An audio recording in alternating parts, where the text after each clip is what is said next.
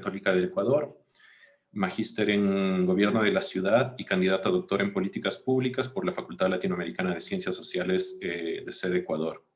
Actualmente es presidenta de la Fundación Somos Ecuador y su vida profesional la ha enfocado en el desarrollo de procesos participativos de gestión sostenible de hábitat y el voluntariado de responsabilidad social. Ha coordinado proyectos de mejoramiento participativo del hábitat y tiene experiencia en facilitación de espacios de diálogo multiactor, articulación de actores y procesos de formación y fortalecimiento organizativo, tanto en el sector público como privado. Ha desarrollado estudios sobre políticas habitacionales, agua, saneamiento para agencias de cooperación internacional como la ESI, ONU Hábitat, la Agencia Francesa de Cooperación y el Ministerio de Desarrollo Urbano y Vivienda también. Como voluntaria ha participado en procesos de desarrollo junto a comunidades rurales y urbanas, urbano-marginales en el Ecuador, y actualmente también es coordinadora del Contrato Social por la Vivienda y miembro de la Plataforma Global por el Derecho a la Ciudad y la Coalición Internacional por el Hábitat, HIC. Muchas gracias, Vanessa, por acompañarnos esta tarde. Estamos con algunos de los compañeros de algunos municipios que están inscritos en este curso. Esta es la, ya estoy hasta perdido en las semanas, creo que es la 8ª semana de curso. Hemos tenido unos trabajos relativamente intensos y bueno, espero que en esta tarde de viernes las energías nos acompañen todavía para escucharte y conversar un poco sobre las inquietudes que vayan saliendo a partir de tu intervención. Muchas gracias por acompañarnos y te doy la palabra para que inicies tu ponencia, presentación. Gracias, Vani. Bueno, buenas tardes con todos, con todas.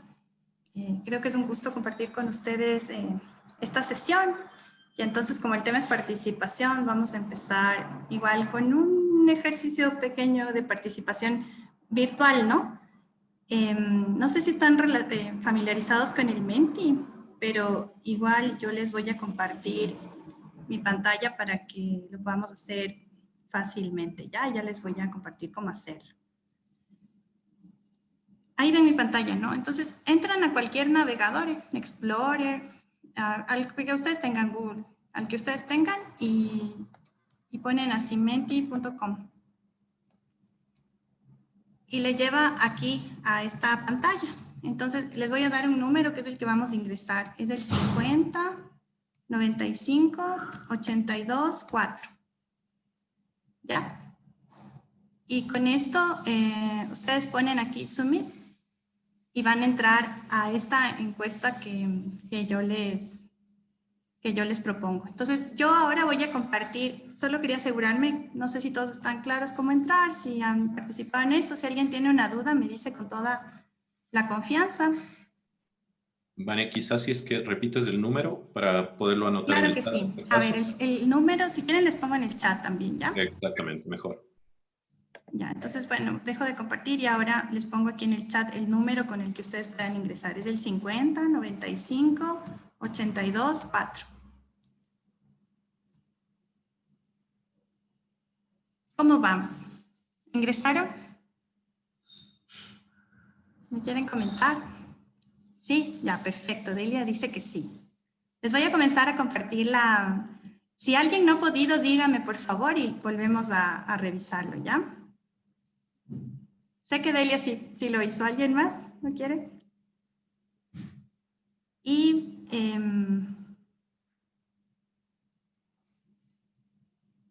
entonces vamos a ver los resultados. Si ustedes pueden comenzar a... Ya veo que hay 2 personas que contestaron.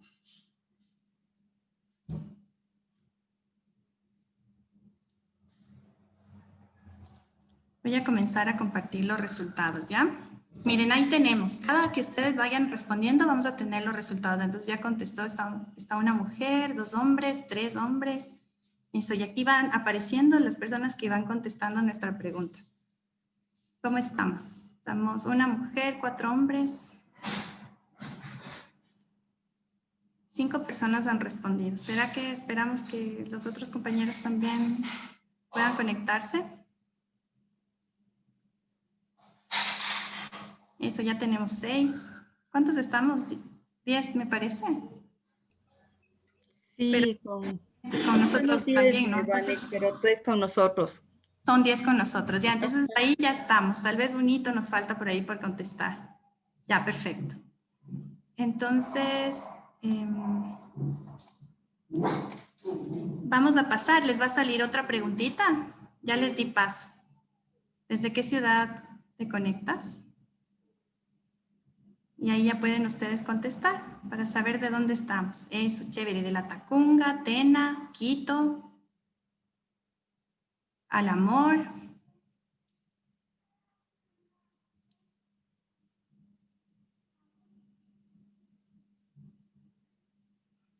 Por ahí nos faltan un par de más, ¿no? El Corazón, Pangua, chévere.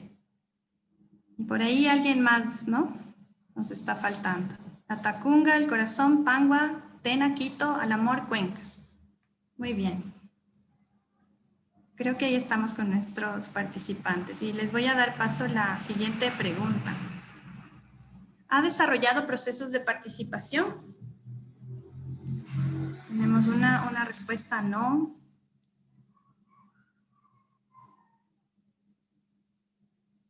Tres personas que sí.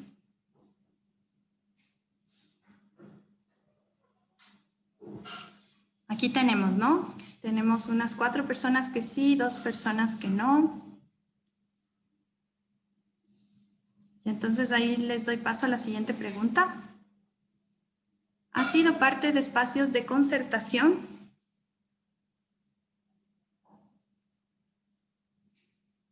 No, tenemos por ahí, sí.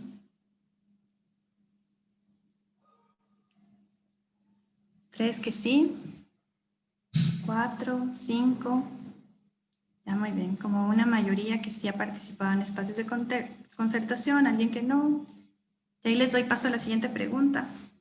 ¿Cuál es la principal dificultad que enfrenta para lograr los objetivos de su trabajo? Así brevemente. Si ahorita pensamos cuál es la principal dificultad que tenemos para lograr los objetivos de nuestro trabajo.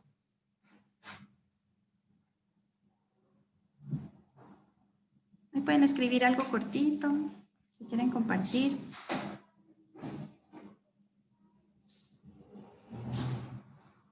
Exceso de burocracia, muy bien. Les cuento que la encuesta es anónima, por si acaso. El sistema no me permite saber quién contesta qué, así que pueden contestar libremente. Reducción de presupuesto, presiones externas.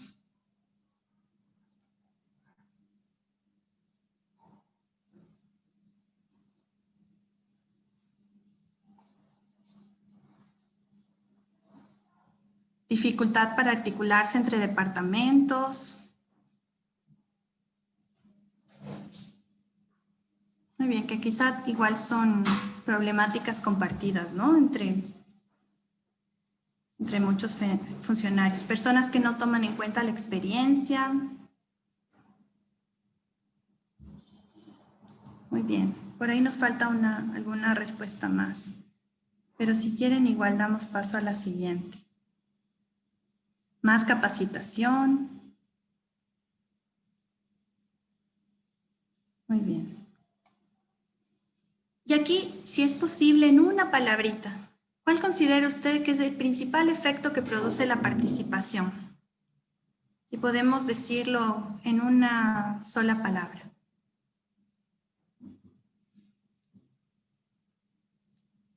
¿Qué efecto produce la participación? Mejorar acciones. Muy bien.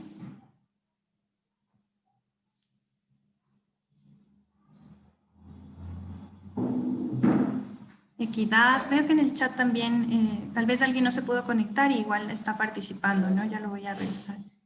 Muy bien, equidad, mejorar acciones, evolución, compromisos, mingas, colaboración. Muy bien. Desde el chat contesta Patricio Ballestero, Trujillo o Guaranda, sí, las primeras sí, más capacitación. Ya, muy bien. Gracias, Pilar, por compartir. Justo les iba a pedir. Muy bien. Entonces voy a dar paso a una siguiente pregunta. Yo puse algunas ideas porque muchas veces, antes de que contesten, no contesten todavía, ¿no? Ya les di paso, pero no contesten todavía. Muchas veces hablamos de las ventajas de la participación, pero también hay muchos temores respecto a la participación. Entonces, yo les puse ahí algunas ideas para que ustedes pongan en orden cuáles consideran que son las principales desventajas, ¿no? Como la mayor desventaja y así en orden descendente. Entonces, pueden ir contestando, por favor, para ver sus opiniones.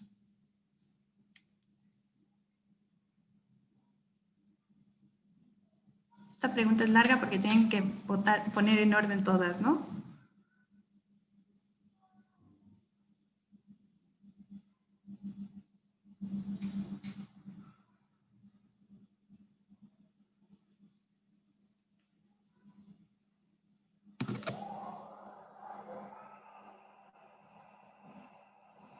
¿Cómo vamos ahí?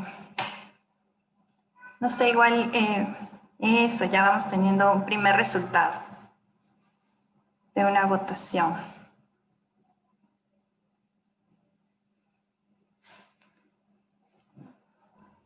Tenemos compañeros que han estado ingresando. De pronto, no sé si las preguntas que usted está haciendo se puedan contestar a través del chat.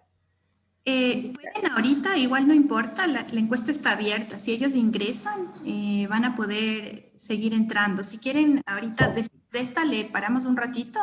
Y les volvemos a copiar el código. Ya les vuelvo a copiar el código para que puedan ingresar. Si quieren, hasta que sigan contestando esta pregunta, yo les indico aquí en la computadora cómo pueden entrar a la encuesta, ¿ya? Les voy a compartir de nuevo. Entonces, pueden entrar.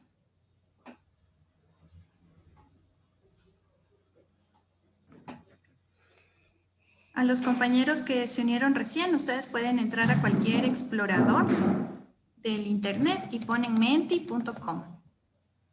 Y les va a salir esta pantallita. Y entonces aquí van a poner el número que Pilar copió en el chat, que es el 50 95 82 4. Y así acceden a la encuesta que ahora estamos contestando con el resto de compañeros. Y pueden ya igualarse. Nosotros ya contestamos algunas preguntas, pero igual la encuesta está abierta, entonces pueden igualarse. Voy a volver a compartir nuestros resultados, ¿ya?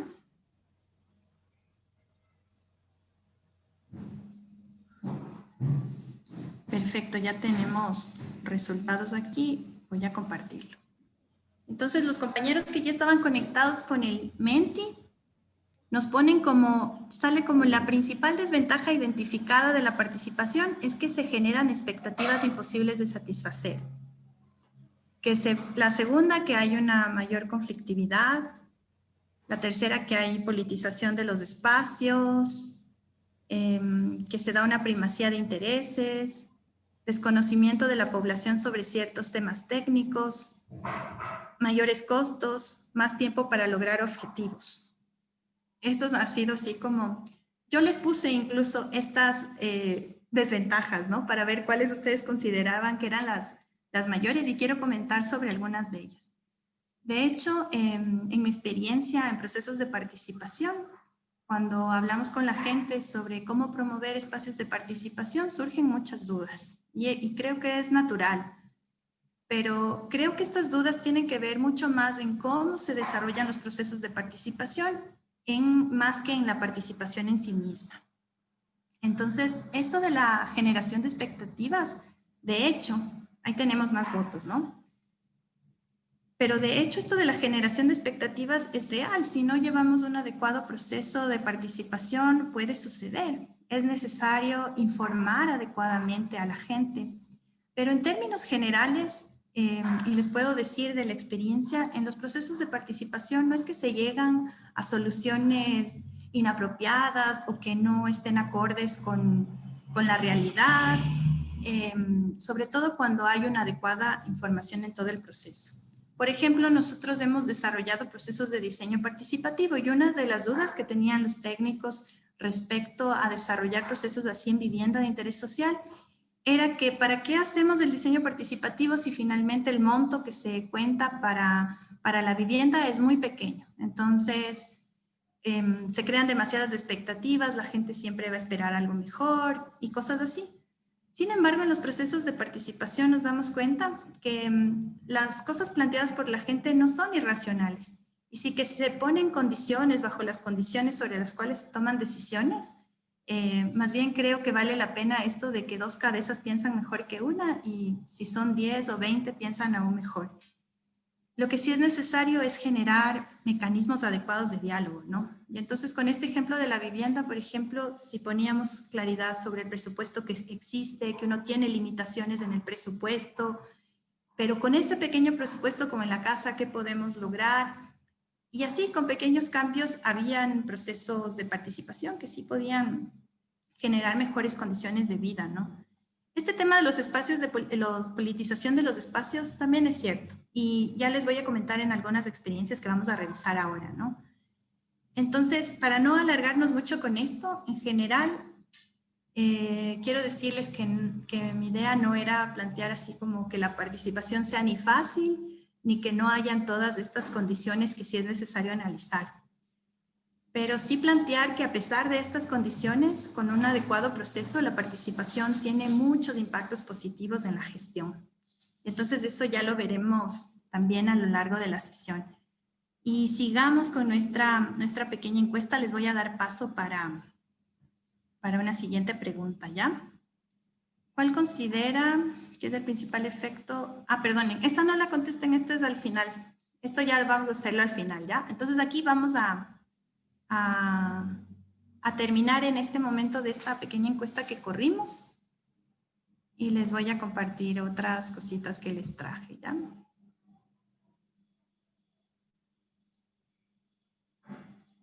Igual si tienen alguna pregunta, comentario, por favor, con toda libertad me comenta.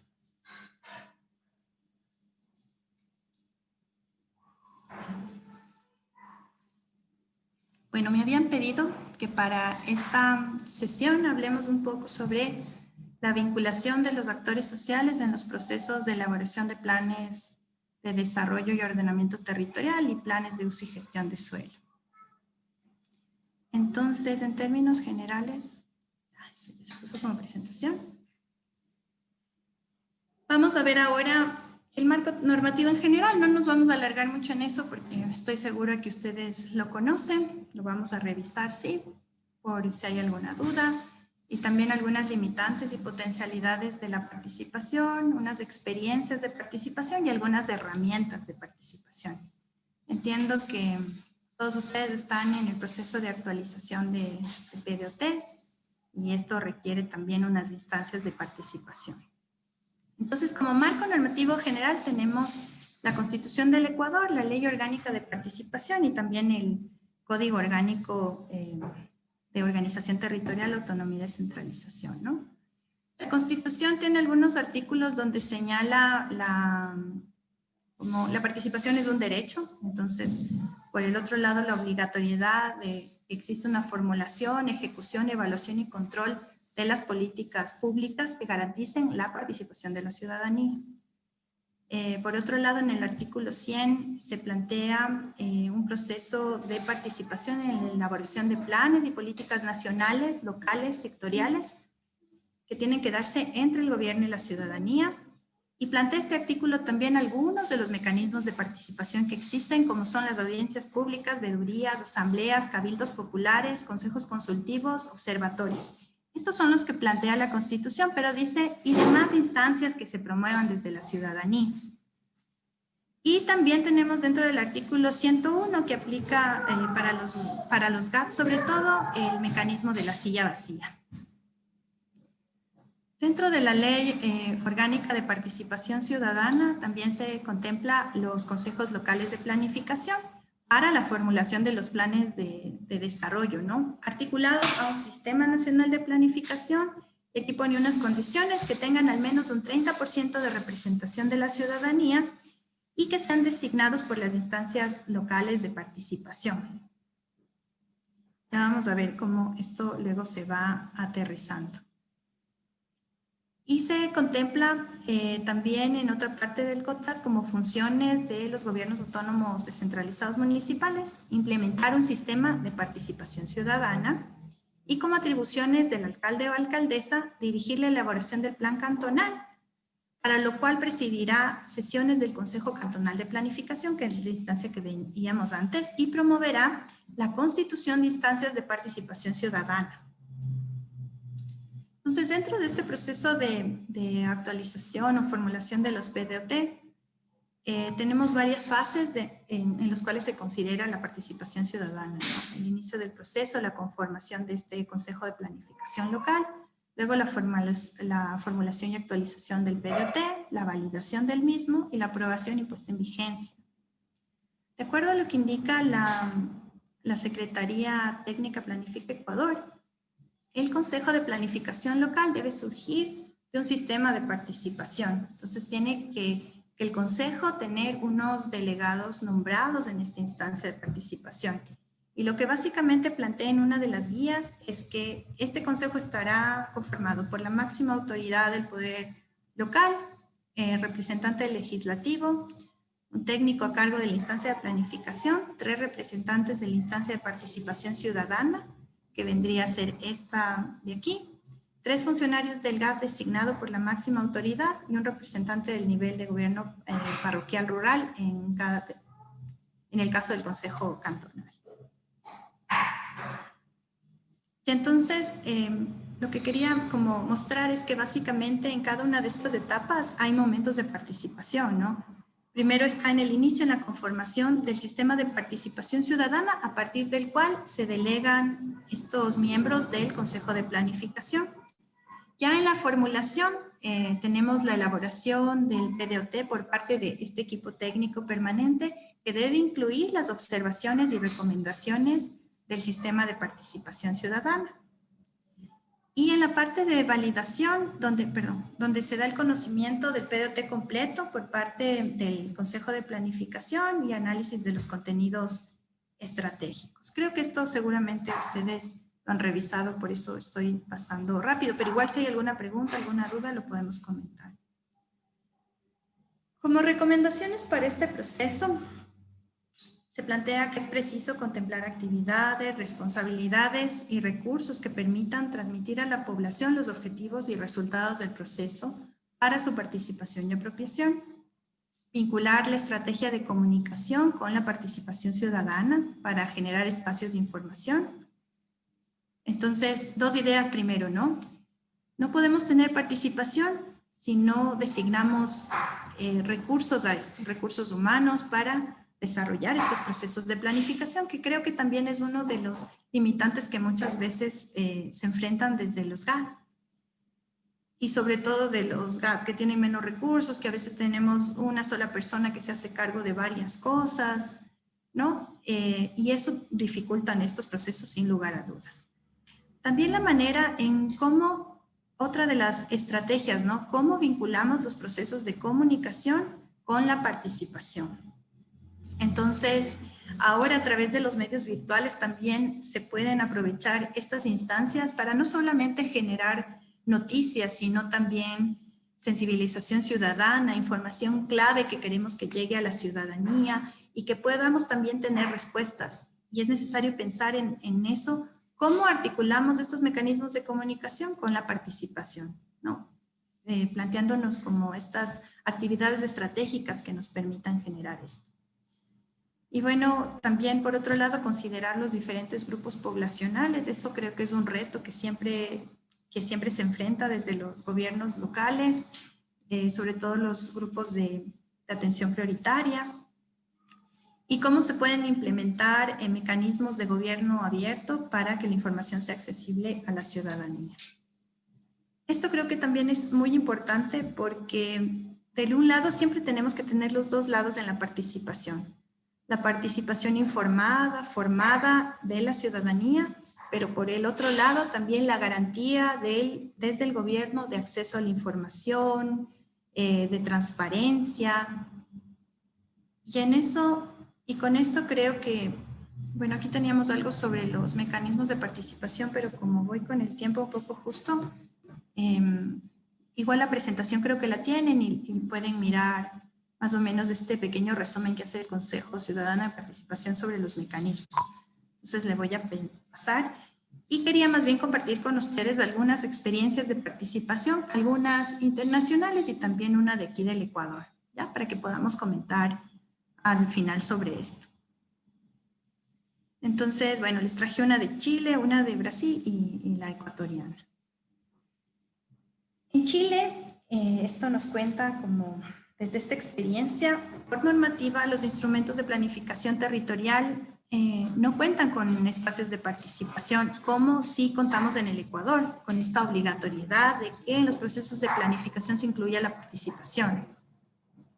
Y por otro lado, otro antecedente de esta experiencia que les voy a contar es que en la dictadura, en 1979, se liberalizó el mercado de suelo y se elimina el límite urbano, ¿no? Bajo una concepción de que el suelo no es un bien escaso. Ese era como el criterio que se manejó y se liberalizó ese mercado. Entonces, por ley, los municipios deben aprobar permisos de edificación mientras cumplan las normativas vigentes. Esto limita un poco el accionar de los municipios, ¿no? Entonces, si una edificación cumple con la normativa, no hay razón para no aprobarla, se tiene que aprobar. Y esto obviamente generó un gran auge inmobiliario de edificios y proyectos de condominios cerrados en esta ciudad que vamos a revisar, en Valparaíso. Y hay un proyecto emblemático que es el objeto de esta experiencia que les quiero mostrar. En los años 90, el megaproyecto Curauma, que es una ciudadela como cerrada, ¿no? Como un conjunto cerrado de los que hay aquí. Y entonces esto crea mucho conflicto porque estos conjuntos cerrados se comienzan a proliferar en toda la ciudad de Valparaíso, poniendo en riesgo también muchas zonas naturales que tienen una gran riqueza, y comienza a existir como un conflicto al respecto de esto. Por un lado, todos los constructores, la Cámara de Construcción chilena, como impulsando que se permita dar permisos a estos conjuntos cerrados, pero también por el otro lado la ciudadanía con el objetivo de proteger estas áreas de importancia natural. Y aquí estas dos específicamente, el Salto Placilla, donde la participación logra cambiar la zonificación para que sea más restrictiva y no se sigan extendiendo todos estos conjuntos hacia estas zonas de una alta importancia ambiental.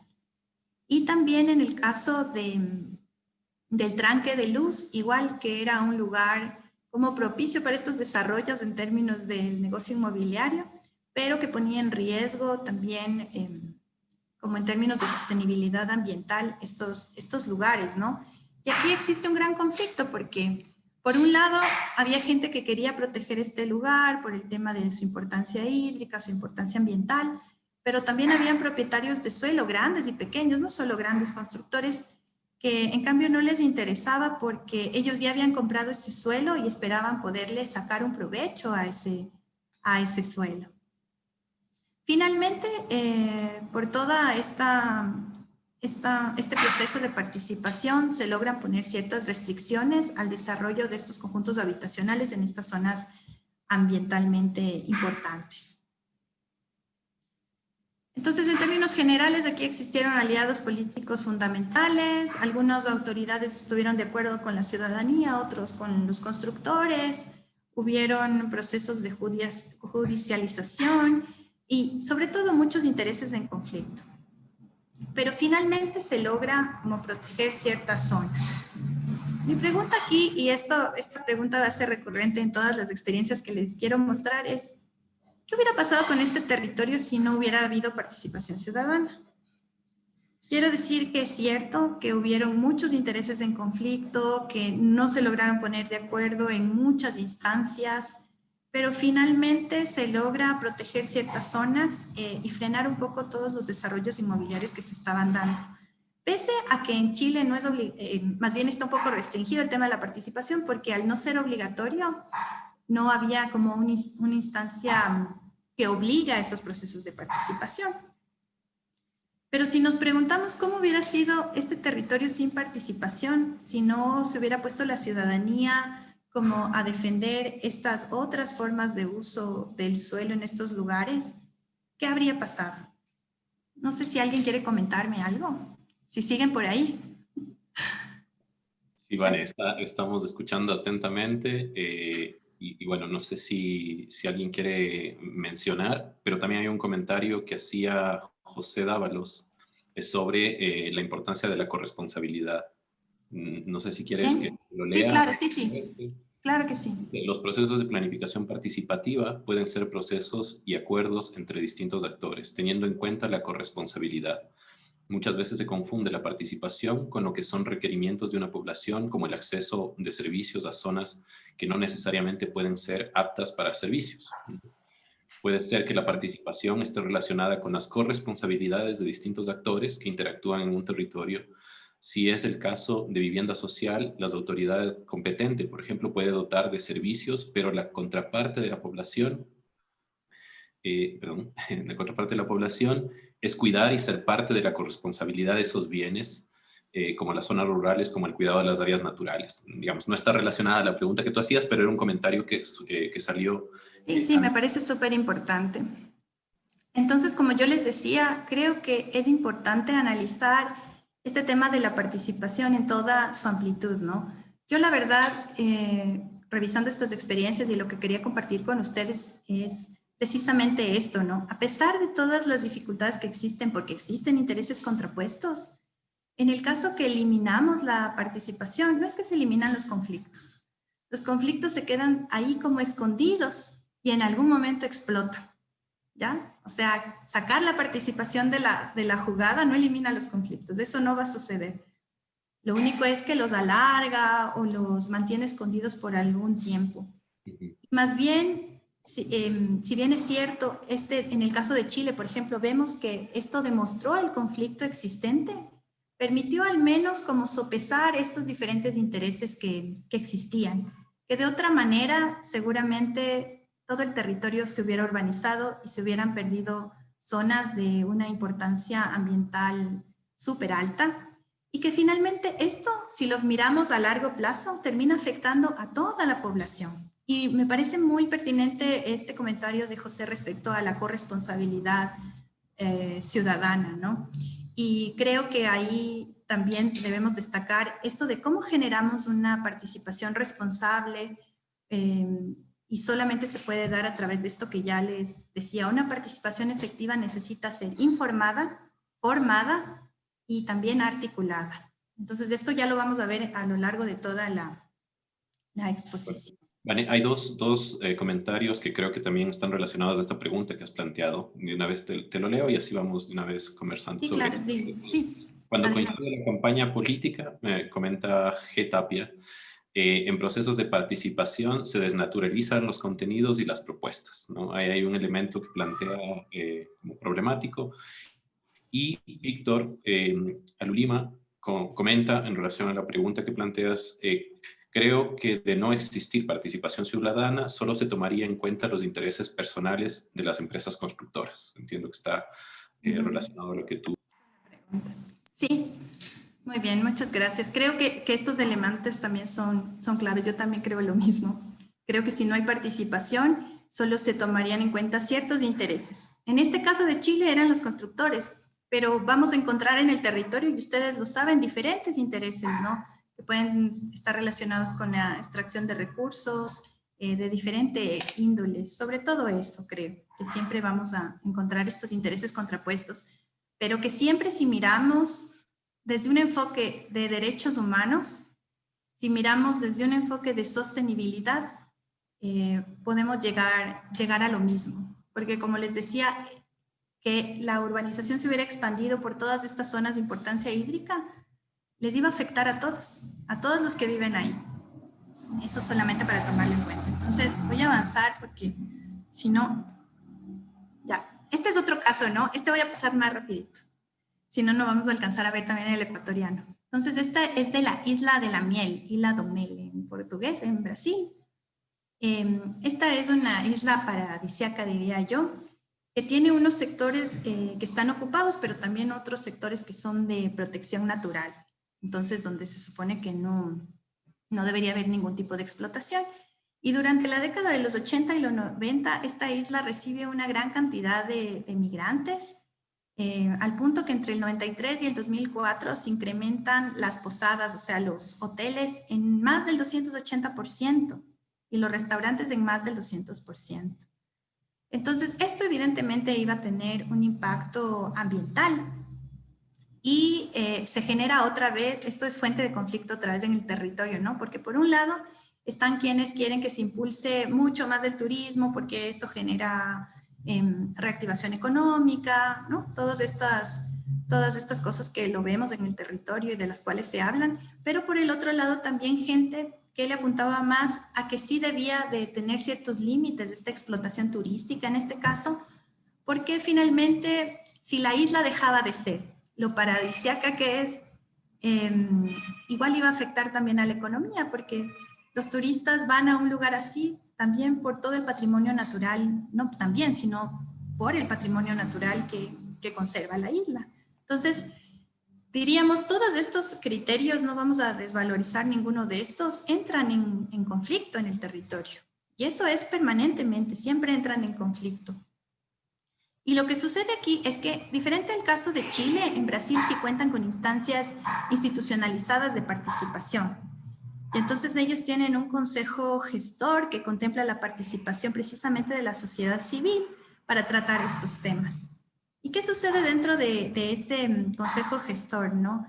Entran en conflicto y hay muchas cosas que se demoran años en resolverse porque no logran ponerse de acuerdo. Tampoco es que con el consejo gestor ya todo se solucionaba porque los conflictos también existían. Entonces, finalmente, a pesar de todos estos conflictos que se dan en torno al territorio, de igual manera que en el anterior, la participación de la ciudadanía y de los diferentes actores logra también que haya una posición como no solo del lado de la explotación turística, sino también de la conservación del patrimonio natural. Y entonces, una de las conclusiones es esto que les decía, ¿no? Finalmente, si explotamos todo el patrimonio natural del territorio, los afectados son a largo e incluso a mediano plazo toda la población.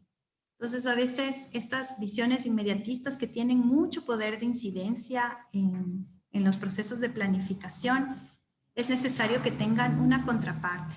Y esa contraparte solamente es posible a través de los procesos de participación. Y por eso, después de esta experiencia, la misma pregunta, ¿no? ¿Cómo hubiera sido este territorio sin participación? Sin embargo, también es necesario pensar, y una de las reflexiones que hace el autor que sistematiza esta experiencia, es que cómo se logra que ese consejo gestor o ese órgano que contempla la participación ciudadana realmente tenga una representatividad, que no sea solamente cooptado, que eso también es uno de los problemas que seguramente ustedes habrán visto en el territorio, por ciertas personas, que igual así sean ciudadanos, también tienen sus propios intereses. ¿Cómo se logra un equilibrio, ¿no? De poderes, de poder tener la voz de diferentes sectores? Creo que esos también son varios de los retos respecto a la participación. No sé si alguien quiere comentar algo en esta al respecto, ¿no? Si no, seguimos con la experiencia de Cotacachi. Sí, Francisco Torres comentaba en el chat, considero que es importante la participación ciudadana, caso contrario sería un plan hecho en escritorio y no se vincularía a las necesidades ni conocimientos de las zonas, ¿no? El anclaje. Muy bien. Así es. Así es. Y creo que ese es uno de los grandes potenciales que tiene la participación. Nadie conoce más el territorio que la gente que está viviendo ahí, ¿no? Pero también es cierto que para tomar las mejores decisiones, y vuelvo a lo que...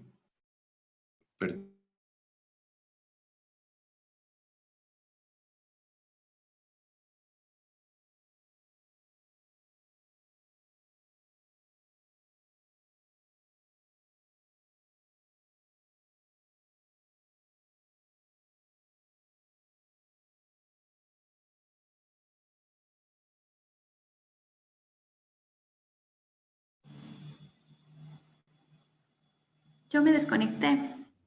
Al parecer sí. Mil disculpas. También, Les vuelvo a compartir la pantalla por entonces. Sí, favor. a mí también me sacó el Zoom. Acabo de reconectar.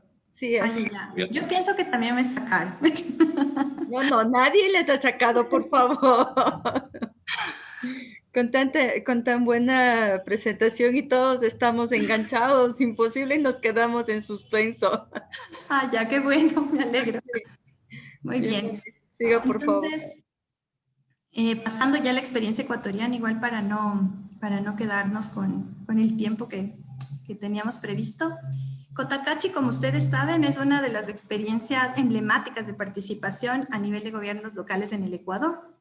Esto en la década de los 90. De hecho, la Constitución del 2008 recoge muchos de los instrumentos que se aplicaron en Cotacachi para traerlos a la Constitución y abrir estos mecanismos de participación. Entonces, es una experiencia emblemática, un referente, diríamos.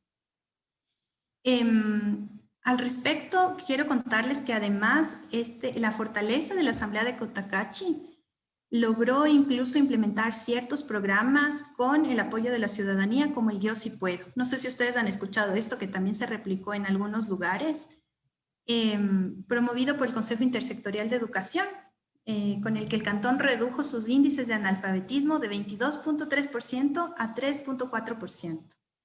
¿No? Y que puede decirse que fue una iniciativa que también fue impulsada por esta Asamblea Cantonal de Cotacachi, una asamblea ciudadana. Sin embargo, no sé, perdonen, no se me pasaba la diapositiva. Entonces, esta asamblea llegó a tener una gran importancia incluso política. Y cuando llega al poder el partido de gobierno en la época de Rafael Correa, más bien entran como en un conflicto desde quienes ocupaban la alcaldía, el alcalde y la asamblea cantonal. Un conflicto de poder realmente, ¿no? Porque la asamblea cantonal capitalizaba un poder político importante, ¿no? Participaba no solo en los procesos de planificación, participaba permanentemente incluso en los procesos de implementación, como es el caso de este programa Yo Sí Puedo, ¿no? Haciendo un seguimiento a esto y desarrollando una alta capacidad técnica, que también es una de las cosas que se recogen de esta experiencia. Y entonces, al entrar estos dos medios en conflicto, por el un lado de quien estaba en ese momento en la alcaldía, comienza a deslegitimar el lado de la asamblea cantonal. Pero lo interesante de esto, que podemos juzgarlo de diferentes maneras, es que la asamblea cantonal tiene la capacidad, y por su alto nivel organizativo incluso, de finalmente deciden participar políticamente en las elecciones y ganan la alcaldía. Porque por toda este capital social político que habían acumulado durante tantos años, ¿no? Y aquí, y creo que no es una cosa casual, también uno de los puntos de conflicto es precisamente los recursos naturales. No sé si ustedes saben, igual en la zona de Cotacachi está lo de INTAC, que es una zona también considerada de prioridad para explotación minera, pero también de prioridad ambiental sumamente alta por su importancia hídrica sobre todo. Y entonces parte de este conflicto que se da entre el gobierno local y la asamblea cantonal tiene que ver con la posición de la asamblea de protección de los recursos naturales y del alcalde más bien a favor del gobierno de permitir la explotación minera en la zona. Entonces, en ese caso, la participación que luego sí se vuelve política, una participación social que luego se vuelve política, ¿es legítima? Si no lo es, ¿por qué no lo es? De cualquier manera, otra vez vuelvo a la pregunta que nos hacíamos en las otras experiencias también, ¿no? ¿Cómo sería este territorio sin participación ciudadana? De hecho, si INTAC ha llegado a ser un punto de conflicto tan grande como lo ha sido en torno a que se explota o no se explota la minería en esta zona, ha sido porque hubo gente que se opuso a esto. Porque lastimosamente yo creo que es la experiencia de la mayoría de territorios donde no hay conflicto y solo se explota. y se explota de diferentes maneras los recursos naturales, ¿no? A través de la minería, a través de las camaroneras, a través de los recursos maderables. No sé, cada territorio tiene también su propia historia. Y al no existir participación, no hay un contrapeso a esto. Y lastimosamente, como no hay una visión a largo plazo del territorio, estas visiones muy extractivistas que predominan porque no tienen un contrapeso, terminan deteriorando los recursos naturales y también a largo plazo las condiciones de vida de la mayoría de la población. Entonces, bueno, eso no sé si alguien quiere comentar algo respecto a esto. ¿No? Rubén.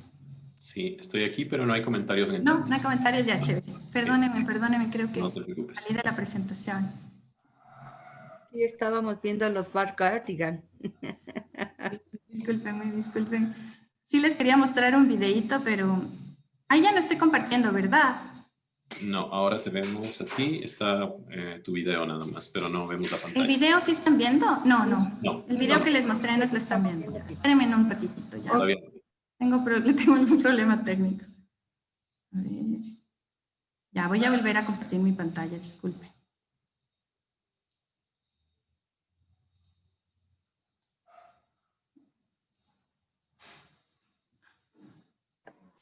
Ahora vemos tu PowerPoint y ahora el video con las figuritas. Ya, chévere. ¿Escuchan? No, está silenciado. Ahí sí.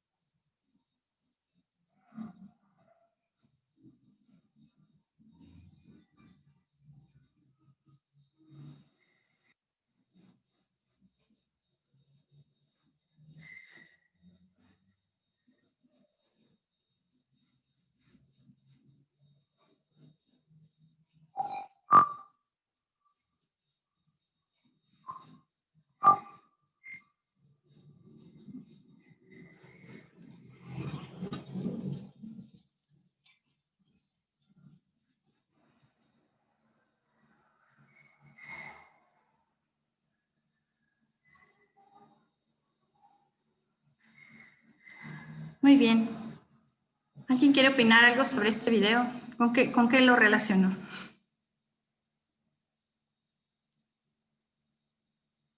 ¿Ningún comentario?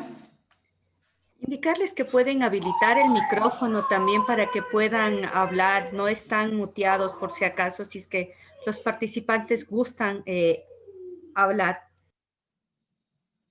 Y efectivamente, si es que alguien se anima a hacer un comentario o lo que sea, pueden hacerlo. Bueno, igual podemos llevarlo a nuestra reflexión. La verdad que viendo este video he tenido múltiples comentarios al respecto, ¿no? Pero yo destacaría solamente dos cosas, ¿no? Creo que siempre en el territorio nos vamos a encontrar con actores con mucho poder, con más poder que otros, que cuando entran en conflicto además pueden inmovilizar todo, ¿no? Creo que si yo hubiera escrito la historieta me hubiera gustado más que no se caigan estos dos grandes, sino que finalmente colaboren entre todos para pasar todos del puente. Hubiera sido lo óptimo. Pero también poner sobre la mesa que es importante ese contrapeso de los poderes, de los actores que no tienen tanto poder y que pueden aliarse para hacer algún contrapeso. Pero sobre todo lo último que sucede al final del video, que finalmente terminan colaborando, ¿no? Que es la única forma en que tendremos para todos pasar por el puente. Eso nada más, es solamente como algunas reflexiones. Creo que el video puede prestarse para múltiples conclusiones. Y luego, bueno, continuando. Solamente quería compartir con ustedes como algunas herramientas de participación. Ya como cerrando la presentación. Tenemos por un lado algo que creo que es lo más familiar o lo que más se ha implementado como sistema de participación en los gobiernos locales, que son las asambleas ciudadanas locales. Sobre todo en los procesos de actualización de los PDOTs o en los de rendición de cuentas y presupuestos participativos, que son como una obligatoriedad, ¿no? Lo que más frecuente se hace. Pero quiero decirles que estas asambleas pueden cumplir múltiples funciones y pueden no solamente activarse en estos momentos, sino ser una fuente de consulta para los gobiernos locales. Yo creo que es importante considerar a la participación como un aliado. También, como les digo, es cierto que hay muchos temores en torno a la participación, pero creo que tienen que ver sobre todo en cómo esto se maneja. Y pueden ser aliados en los procesos de desarrollo. Entonces, las asambleas no están solamente para estas instancias de consulta que tenemos en los procesos de PDOT o en los de presupuesto participativo. También la idea es que puedan ejercer un control social. Y el control social también es algo muy importante que no le deberíamos tener miedo. Todos sabemos cuánta plata se lleva la corrupción en nuestro país, ¿no? Y es una cosa terrible porque ese dinero que se lleva la corrupción le quita dinero a todo mundo, a los ciudadanos, también a los gobiernos locales que podrían hacer mejor las obras. Y entonces, si no existe un control social, esto va a seguir sucediendo. Y en ese sentido, la participación es un aliado. Y algo que también comentó alguno de los compañeros en el chat, ¿quién conoce más del territorio que la gente? Entonces, en cuanto a cómo priorizar temas, en cómo ejecutarlos, creo que es fundamental la participación. Y pensando en cómo se implementan estos procesos, estos los saqué de una guía del Consejo de Participación Ciudadana y Control Social, que también lo compartí con Rubén, que me imagino lo comparte con ustedes. Lo que plantean ellos para conformar estas instancias es un primer acercamiento a la ciudadanía para sensibilizar y motivar a la conformación de una asamblea ciudadana. Y el punto 3, que es algo súper importante, es pensar en un primer momento de un comité, de un grupo gestor. Porque si bien es cierto, es importante que haya una amplia participación, también necesitamos de aliados estratégicos que puedan acercarnos al resto de la ciudadanía. Entonces, este punto del comité gestor es un punto muy importante y tal vez alguien quiera comentar alguna experiencia que ha tenido al respecto en la conformación de las asambleas ciudadanas y que pueda ayudar precisamente a la convocatoria de la asamblea y la conformación finalmente de esta. Y luego un punto importante es como la notificación y vinculación con las asambleas de los GAD. Y algo que están considerando aquí es cómo se apoya y se acompaña estos procesos. Porque la participación no es algo que se va a dar espontáneamente. O sea que si decimos solo que suceda, va a suceder, tal vez no. Tal vez si estamos interesados en que esto pase, es necesario apoyarlo de alguna manera. Porque, repito, ¿no? Si queremos una participación efectiva, necesitamos espacios también de formación. De hecho, también he tenido experiencias en que decimos, generemos procesos participativos, vamos a hablar sobre algún tema. Pero si no le brindamos a la gente algún tipo de formación previa sobre estos temas para que puedan tomar una posición sobre algo, la participación realmente no va a aportar quizá lo que queremos que aporte en el proceso. Entonces es algo también en lo que se debe pensar, ¿no? En estos espacios de formación ciudadana. Y no solamente en temas estos como que pueden ser técnicos, ¿no? Sino también, por ejemplo, cómo queremos que se decida sobre un presupuesto participativo sobre agua y saneamiento. Si la gente no tiene un conocimiento previo y básico de cómo funcionan estos sistemas o los impactos que puede tener al medio ambiente. Y ahí también es un reto de los técnicos, de cómo traducimos esta información para que la gente la pueda conocer de la mejor manera.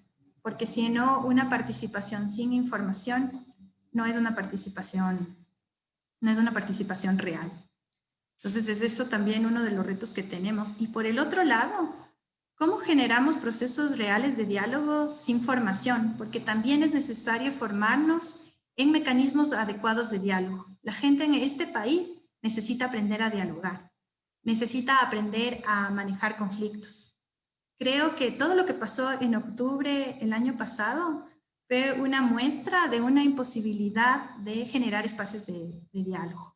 Entonces también tenemos mucho que aprender desde el lado de los gobiernos, del gobierno central, de los gobiernos locales, como desde el lado de la ciudadanía, cómo generamos procesos de diálogo, cómo somos capaces de escucharnos al menos, de ponernos metas comunes. Y creo que ahí, en medio de todos los conflictos que pueden existir, quizá la base sobre la cual debemos partir es primero la garantía de los derechos humanos y luego una cosa fundamental que es base para la garantía de los derechos humanos, la sostenibilidad ambiental, ¿no? Que sin duda es importante. Eso, no sé si alguien quiere comentar algo, por favor, con toda libertad. Más bien, Rubén, si alguien comenta en el chat, ahí me vas contando, ¿ya? Sí, no hay comentarios por escrito, Vane. Entonces, bueno, igual lo que ya se mencionó, si quieren activar el micrófono, podemos hacerlo también un poco más informal, pero si no, podrías continuar, Vane. Ya, chévere. Y bueno, también quería contarles un poquito de algunas herramientas que utiliza el GAD de Cuenca, porque lo que les mostraba de las asambleas ciudadanas es como el mecanismo básico que en la mayoría de casos se ha utilizado para generar los procesos de participación. Pero hay muchísimos mecanismos más y me parece importante, creo que había un compañero de Cuenca, ¿verdad? Sobre todas estas herramientas que utilizan en la actualización del PDOT en Cuenca, ¿no? Entonces, tienen espacios ciudadanos abiertos como las asambleas, pero también espacios de taller con representantes de las juntas parroquiales, con el Consejo Cantonal de Planificación, tienen mesas de concertación, comités técnicos, donde participan, esto es interesante también, los comités consultivos, ¿no? Con representantes de la academia. Entonces, se reúnen también con la ciudadanía para escuchar sus prioridades, sus posiciones, pero también a nivel técnico, consultas con gente de universidades, hacen mesas temáticas, entonces trayendo expertos que pueden abordar ciertos temas, no sé, como por un lado agua y saneamiento, vivienda, no sé, diferentes temáticas, y también comités interinstitucionales, ¿no? Entonces, considerando también gente de otras instituciones públicas incluso, es un proceso interesante. Entonces, bueno, aquí lo resumí realmente como algunos espacios que contemplan y que es parecido a un proceso llevado en México, en la ciudad de Guadalajara, donde similar a lo que pasa en Cuenca, ¿no? Hacemos estas mesas sectoriales de consulta con especialistas, que a veces también son necesarias tenerlas, ¿no? Procesos de participación no son solamente con grupos territoriales, con la base, sino con otros actores de la sociedad que puedan ampliar los criterios y que incluso puedan poner sobre la mesa otros criterios técnicos que puedan orientar las decisiones que se toman. Contempla también entrevistas con líderes, talleres con diferentes grupos territoriales, esto también, ¿no? Así como grupos que puedan trabajar temas específicos, pero también por sectores territoriales, que seguro en algunos de sus CAD deben haber implementado algunas de estas cosas o las hayan conocido. Incluso en el caso mexicano también corren unas encuestas ciudadanas sobre la opinión de la ciudadanía. Entiendo que esto es un poco más complejo, incluso en términos de recursos, ¿no? Pero quería como mostrarles algunas de las herramientas que se utilizan para la participación. Entonces, bueno, están los foros regionales que ya les comenté que tienen más bien este fin de identificar necesidades por territorios. También generan grupos con grupos de atención prioritaria, ¿no? Por un lado, solo pensando en las mujeres, cuáles son sus necesidades priorizadas. Si hacemos un grupo con jóvenes y niños, ¿cuáles son sus necesidades priorizadas? Porque lastimosamente cuando hacemos espacios con todos, prevalecen las opiniones de los hombres y de los adultos. Y entonces, por eso es importante también tener espacios diferenciados para poder saber las mujeres qué están priorizando. Y aquí les cuento de una experiencia de la organización en la que trabajo, de la Fundación Somos Ecuador. Nosotros desarrollamos unas agendas locales con algunos GAD en la zona de Esmeraldas y Manabí. Y de hecho, las prioridades de las mujeres y los hombres son distintas. Y cómo ellos evalúan las inversiones y las actuaciones de los gobiernos son distintos. Y entonces es importante poder visibilizar estas diferencias, ¿no? Porque por las condiciones que vivimos estamos enfrentando necesidades distintas. Quizá para las mujeres era prioritario todos los temas de inseguridad, por ejemplo, de adicciones que lastimosamente hay en la zona, y los hombres estaban pensando quizá más en el tema de las carreteras, pero veíamos como la diferencia. No quiero decir que uno sea mejor que otro ni nada por el estilo, pero es importante poder identificar esas necesidades diferenciadas. Y entonces, bueno, aquí en el caso también mexicano, que me parece también importante, hay unos talleres intergubernamentales donde también se recoge la opinión y la participación de funcionarios y funcionarias. Y yo creo que eso también es parte de un proceso participativo, porque a veces los funcionarios y funcionarias solo dirigen el proceso de planificación, se supone, pero también conocen el territorio, también tienen sus opiniones y criterios técnicos que son importantes visibilizar y rescatar, y valorar sobre todo. Entonces me parece importante también este mecanismo. Y bueno, también haciendo uso de la tecnología, unos cuestionarios en línea que ahora también se han difundido muchísimo, ¿no? Y que se puede utilizar a través del WhatsApp, mandar una encuesta y socializarlo mucho y tener algunas respuestas ciudadanas por estos medios. Y bueno, no sé cómo vayan sus espacios de actualización de los PDOT también. En muchos casos se tuvieron que hacer algunos virtuales, otros esperaron hasta este momento donde ya podían tener participación de la gente, pero hay herramientas virtuales que podemos utilizar en estos procesos. Por ejemplo, no sé, en foros virtuales como el Menti que acabamos de utilizar con ustedes, no sé qué les ha parecido, pero es una forma que yo tuve para un poco saber qué pensaban, de dónde venían, ¿no? Y bueno, algunas herramientas también que voy a abrir alguna de estas un ratito para que la puedan poner, sobre todo para foros virtuales, ¿no? Que creo que pueden servir. Esta es como una pizarra, ¿no? Entonces, si le damos el link a los participantes, ellos pueden acceder e ir poniendo sus notas, así como que tuviéramos un taller con estos papelotes o tarjetas, pero en una sala virtual. Entonces, bueno, como estas varias herramientas que la virtualidad también nos ha obligado a utilizar. No sé Eso si, creo que ya estoy con el tiempo, pero... No, está bien. Más bien lo que te quería consultar, no hay problema. Lo que te quería consultar es porque vi que hiciste clic, pero seguíamos viendo tu pantalla. No sé si se tenía que abrir algo para ver, porque solo se veía tu PowerPoint. Era eso. Y ahora estás apagando el micrófono.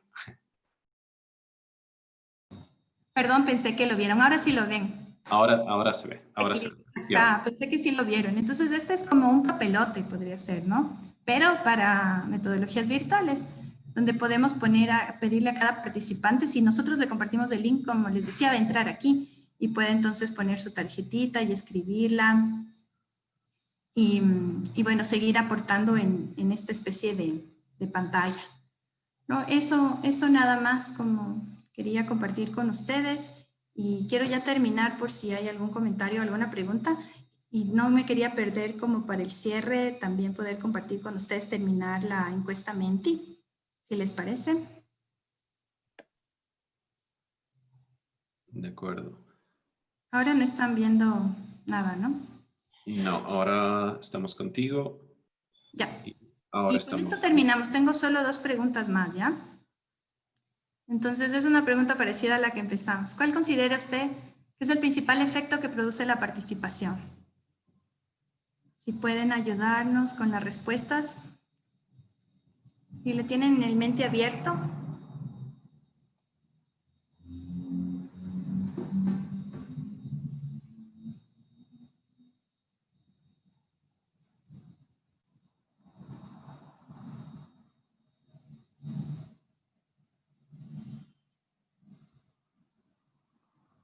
Concertación. Muy bien, ahí tenemos una primera respuesta. Yo pensé que ya todos me habían abandonado. Acuerdos, muy bien. Acuerdos. Cuando se hace más grande la palabra, quiere decir que hay más gente que coincidió con esta palabra, lo de acuerdos, ¿no? Chévere. ¿Alguien más por ahí que quiera compartirnos?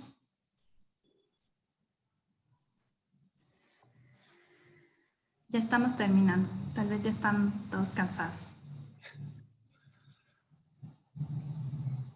Y bueno, no hay más. No, Hay no. un comentario de José, hay un comentario de José que apuntaba en relación a lo que tú comentaste sobre Cuenca.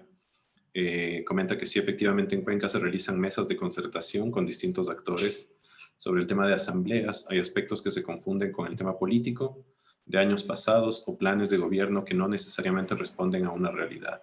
Posiblemente el manejo sea técnico-político para para ciertos eventos participativos. Esto es un comentario que había puesto José Dávalos y que creo que, bueno, con eso, si te parece, Vane, y si crees, podemos Sí. dar paso también a las inquietudes, comentarios, dificultades, ideas que quieran compartir, aparte de lo que ya han venido poniendo en el chat, en el foro, o simplemente hacer algunos comentarios generales. Sí, creo que con eso ya cerramos. Espero que haya sido de interés para ustedes.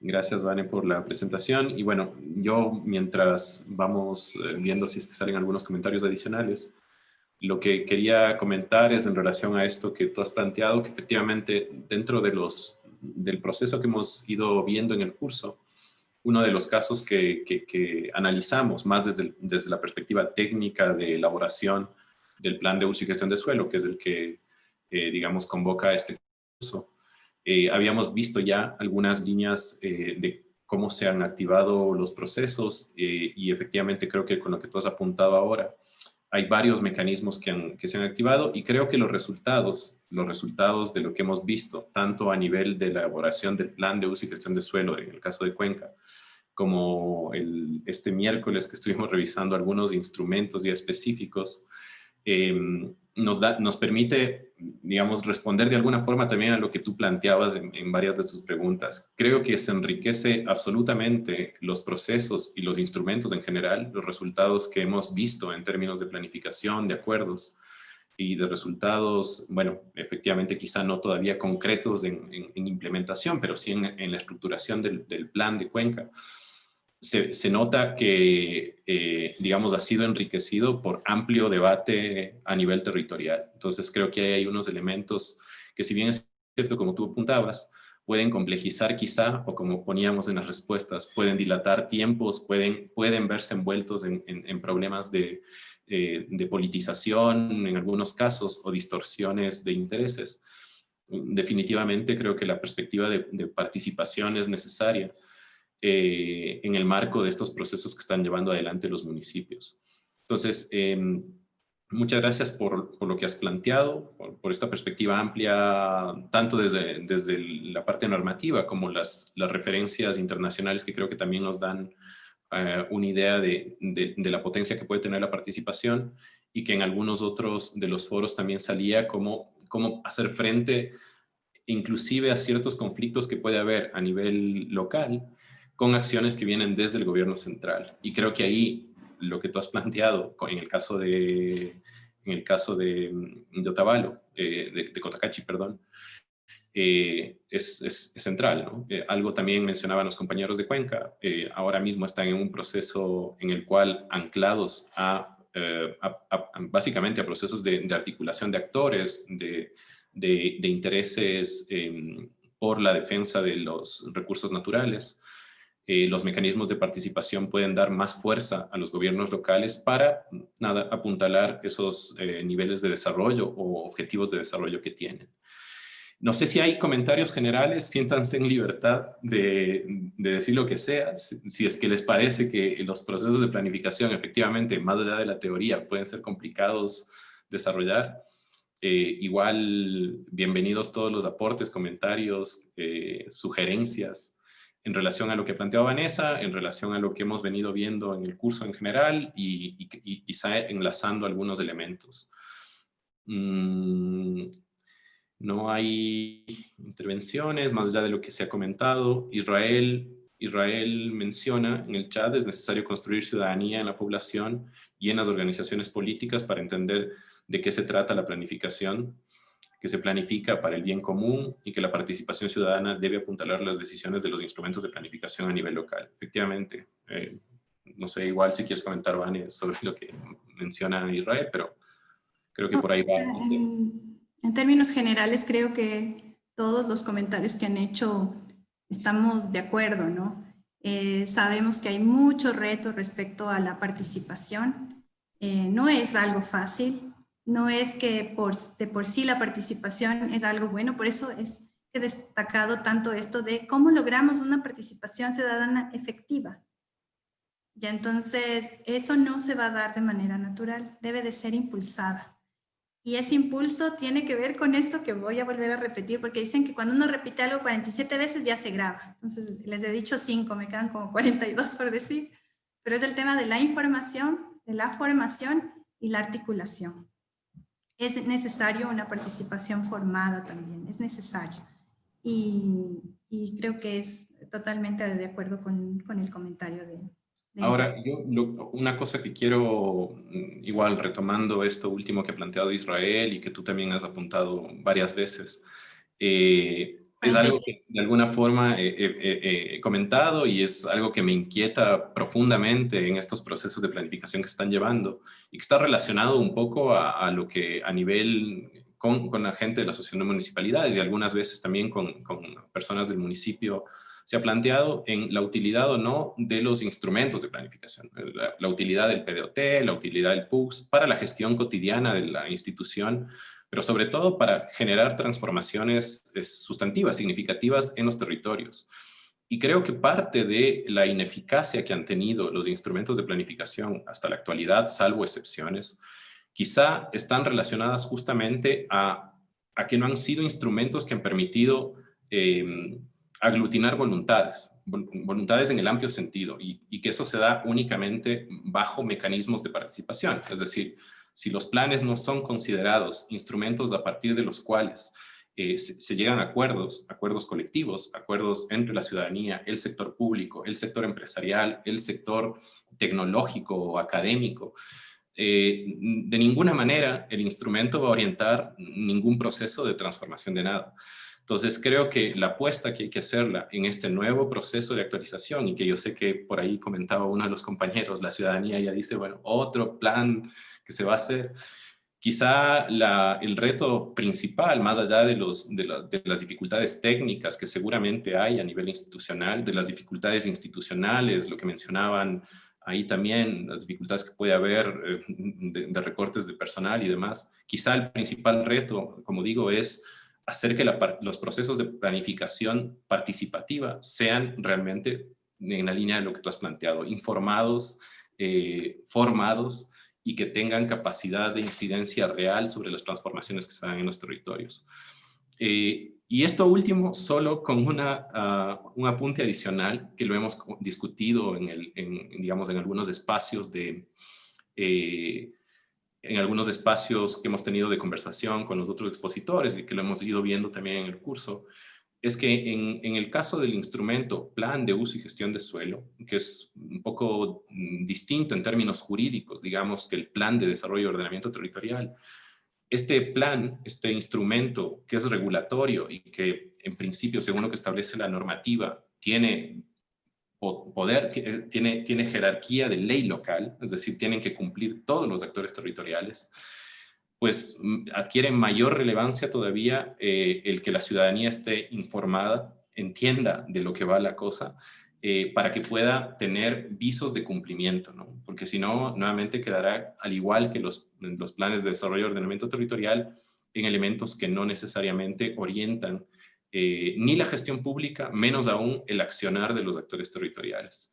Daniel Carpio menciona, sería importante apostar hacia un equilibrio entre el poder político y el poder ciudadano para la gobernabilidad en relación a la planificación del territorio.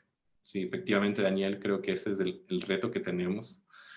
Y bueno, dicho esto, si es que no hay más comentarios y si quieres, no sé, Vane, tú también hacer algún apunte adicional, creo que ha sido también una sesión interesante, yo diría bastante distinta quizá a las otras que llevamos, pero no menos importante. En las otras sesiones hemos visto temas más técnicos vinculados a la parte, digamos, de elaboración del plan, y me parece que con esta sesión que hemos tenido contigo, pues le damos esa dimensión también más humana a todas estas cosas que hacemos y que son importantes en los procesos de planificación. No sé si hay alguna inquietud adicional de quienes están. Si no, creo que igual podríamos ir cerrando esta sesión. Agradecerte, Vanessa, por la presentación, por el tiempo que nos has dedicado en esta conversación, y a quienes también han participado y se han dado un tiempo para estar en esta última sesión con un invitado externo, digamos, a la tutoría. Muchas gracias. La semana siguiente es la última semana del curso. Y nada, yo sé que ya estamos con los ánimos bajos, pero quienes han estado permanentemente y que les veo digamos, en los foros que hemos tenido, les animo a hacer el último esfuerzo. Espero que esto esté enriqueciendo, aportando elementos a sus procesos de planificación. Y solo una notita final, y disculpa, Vane, que me tome este tiempo antes de cerrar la sesión. Voy a comentar, vamos a abrir 2 espacios sincrónicos la semana siguiente para conversar y trabajar un poco sobre las entregas de los trabajos de la unidad 1 y de la unidad 2. El uno el día lunes y el otro el día miércoles, para profundizar, en lugar de trabajar en un tercer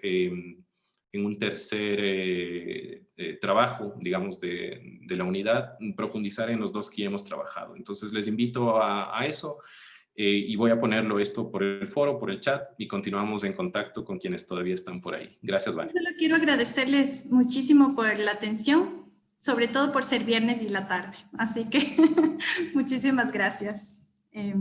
Lo mejor para ustedes y para sus GAT, ¿no? Hasta luego. Gracias, Vane, y gracias y buen fin de semana para todos. Igualmente, hasta luego. Muchas gracias, una buena tarde, un gusto haber compartido una videoconferencia más, y ahora con Vanessa Pinto. Muchísimas gracias, vamos enriqueciendo nuestros conocimientos, no somos solo como técnicos municipales, sino como técnicos de la AME. Muchas gracias, Vanessa, muchas gracias, Rubén, por haber hecho posible esta videoconferencia. Muchas gracias, hasta luego. Hasta luego.